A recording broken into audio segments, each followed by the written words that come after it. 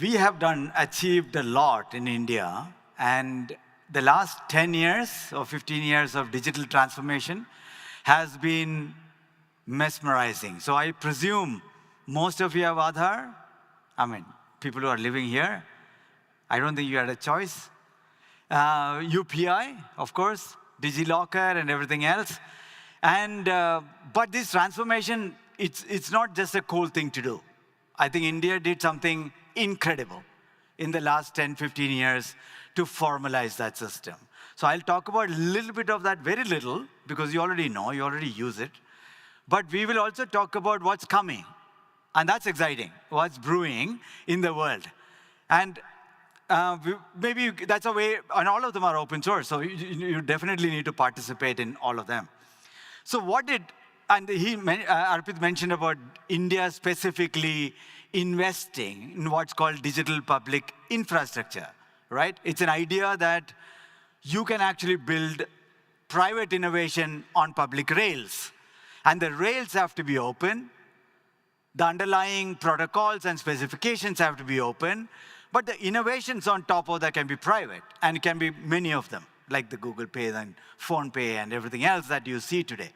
So DPI brought a very interesting, as Indians call it, jugalbandi, or a beautiful combination of public open rails with private innovation to accelerate the journey. And the first thing we did is formalize 1 billion people. I don't know whether you know, most of the people didn't have bank accounts. Almost all, nobody had an identity, portable identity in India.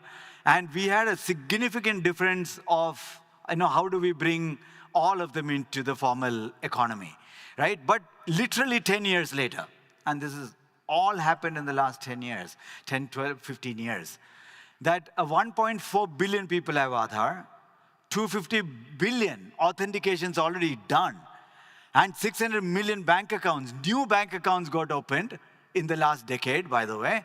And out of that, 65% of that is all women. So first time in India's history, we managed to get gender parity in bank account. Everybody has ID, everybody has bank account. Everybody is now getting phone connections, communication, everything else, and internet connection, by the way, with 4G onslaught subsequently.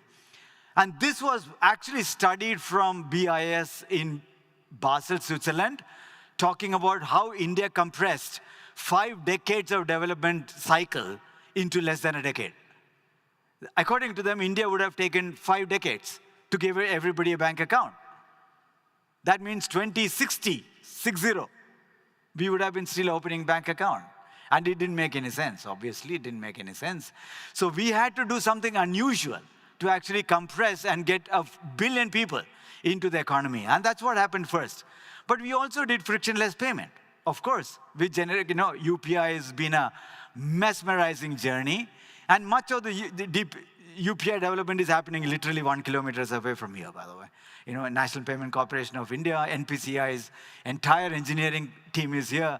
A brilliant job they have been doing in the last 10 years. Building UPI, we designed it in 2014, but launched it in 2016. And last month, we did more than 18 billion transactions. We just crossed even the largest payment network in the world. We just crossed Visa's transaction volume worldwide, okay? So it's just crazy. And India has not even begun. And we still think India is only halfway through. Our current target number is about, we were already targeting 1 billion transactions a day, and we are already setting ourselves up for 3 billion transactions a day. And what happened is also the number of merchants, as you know. The number of shopkeepers that you can actually go pay dramatically went up from less than 5 million in 2016 to now 50, 75 million. That means roadside, banana seller to everyone is on UPI. You can literally live that. And it's amazing because flow of money is very, very key part of economic engine. And what is very different in India also has been our stance on data, personal data. And India, GDPR has a fantastic legal framework for giving the right to own the data, right to be forgotten, and so on. India did a dual play. India not just look at our DPDP Privacy Bill, Privacy Act, we also laid the underlying technological rails to actually exchange data. So we have both DigiLocker and account aggregator, which is live, which I'm not sure how many of you are actually starting to look. We launched it around COVID time. We have about 2 billion accounts that are actually ready to be connected to account aggregator. Several 100 million people. What does it do? It allows you to own your own data. And that's very, very powerful argument, because much of the global south, including India, most people don't have any asset.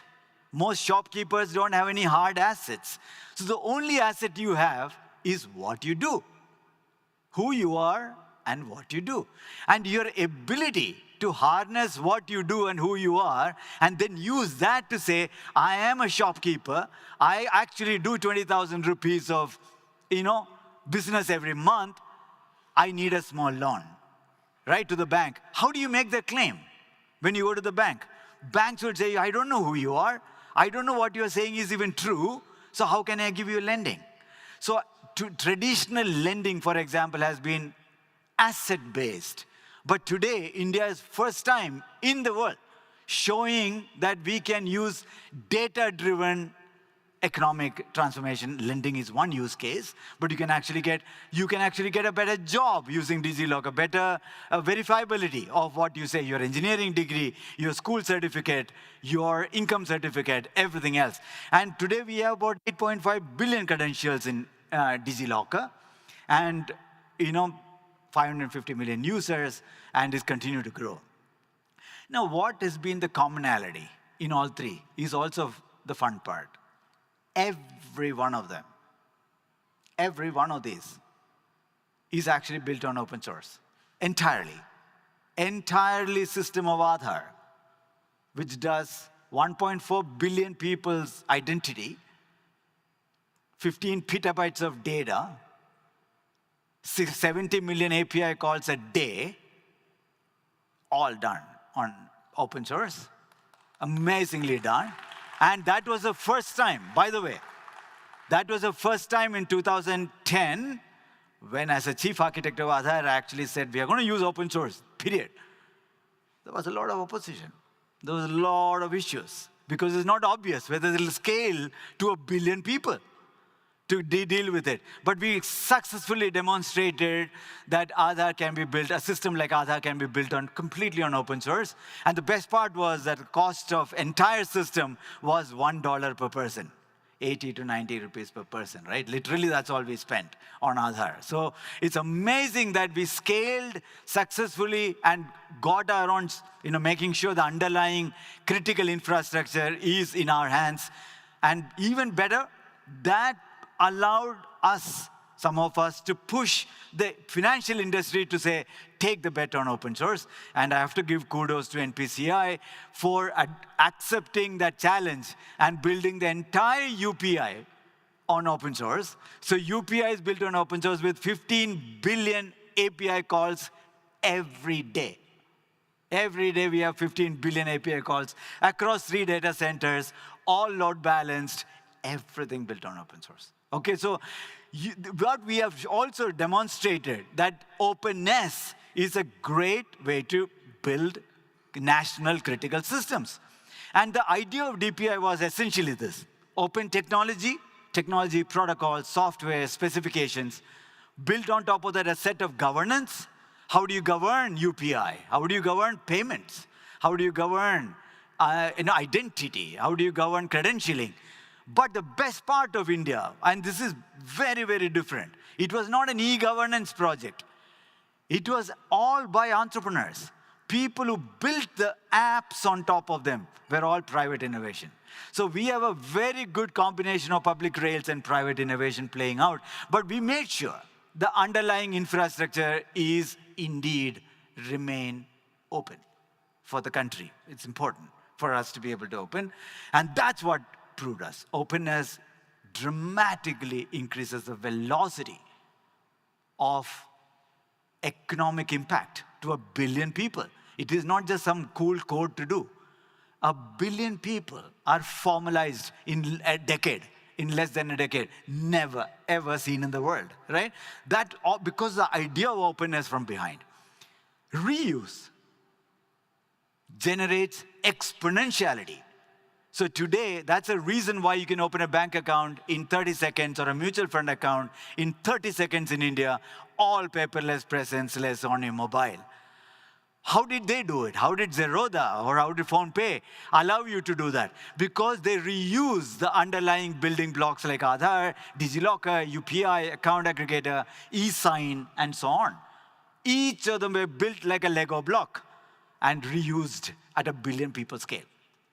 And of course, my favorite, interoperability induces competition. And this is very powerful for a country to say, we don't want to be monopolized, digitally colonized yet again. So it's important that the underlying national critical infrastructure is left open, kept interoperable. And on top of that, let the private innovators do their magic. That's good. That's a great way to balance. But what we saw though in G20, we were part of G20 and I interacted with about 40, 50, 60 countries around the world. And everyone wants to, obviously, especially Global South, wants to push the economic growth agenda for Africa as 1 billion people, LATAM, Southeast Asia. But what's hard is to redo this again and again, one sector at a time, one country at a time, one system at a time, and that's not going to happen with 190 countries with 9 billion people, right? It's very, very hard. So we were now starting to think, how do we accelerate it? And so we were thinking, how can we now create internet-like, open, universal, but user-centric, where you are at the center of that design? How do we do that for the whole world? And now it sounds arrogant, but it is essential for the global communities to be able to come together, to build it, to actually drive economic growth and inclusion of a large section of the society across the world, right? And first one is verifiable credential. And Arpit talked about, some of the credible and other people who are joining the open source effort. But this is a concept. You can start scanning some of this QR code if you wish to. And this is what I say, the cost of trust in the society is very high. When you make a claim that I'm an engineer, I work here, I earn so much, none of that is verifiable. So it is important we push beyond the DigiLocker to convert every form of claim into a verifiable claim. And that's very important, both domestic and cross-border. So we published a paper recently in Washington. It's a global effort with Europe and other parts, and we are actually very closely collaborating with many of your community members as well. And the second one is a very generalized approach, a combination of DigiLocker plus UPI plus account aggregator sort of combined. I know that seems very wacko, but you could now, today, you can actually imagine a mechanism for us technologically to represent all forms of assets into a tokenized world. Doesn't mean necessarily full blockchain, public blockchain, private blockchain, ZK knowledge proof. We talk about all this tech. Leave that tech a little bit aside. It is about the purpose. Tech is beautiful, no question, I'm a technologist, but purpose matters a lot. Why are we even doing what we're doing? It's to ensure that users around the world and businesses have control over their own assets, including identity as an asset, credentials as asset, invoices as asset, of course, property and money and everything else as assets, right? So you can check out Finternet Lab. And then we are doing, I don't know whether you know of our India's effort called the Mayatri and ONDC. Have you heard some of that? It's based on what's called a Beckn protocol. Beckn protocol creates an internet of value exchange. Think of this, Beckn protocol is equivalent to HTTP for the commerce world. So it is a protocol that allows a decentralized set of nodes to come together to create, to discover each other, negotiate, contract, and fulfill any form of economic asset across border, across thing. And this week, our NDC just crossed 250 million transactions, by the way, real world transaction. And we have 30 projects around the world on this. And this one I'm very proud of, which we are launching today. I'm literally announcing, I thought I would use this opportunity, literally to announce something called a decentralized directory protocol. And this is providing a trusted, cryptographically protected way to manage public key revocation membership lists globally. Because we find this one of the areas very, very weak. If you want everyone to have a credential and the root of trust verification, we need it. You can go check out the GitHub page, decentralized directories, dd.global. You can scan that. But we will also offer a default decentralized directory on a chain that you can literally use it. Or you can build your own DD endpoints. But if you don't want to host your own DD endpoints, you can actually use a public chain-based DD that's freely available to you. I mean, literally, you can go sign up, okay?